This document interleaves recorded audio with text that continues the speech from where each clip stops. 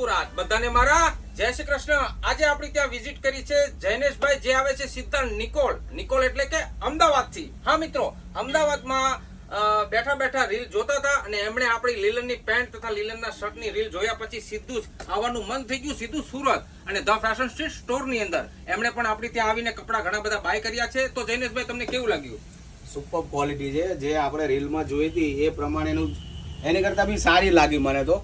જે Hong Kong collection સરસ છે, ખૂબ સરસ છે અને આપણે ડાયરેક્ટ હવે તો મેમ્બરશિપ પણ લઈ લીધી છે જોયા પછી, એટલે સારું જ છે।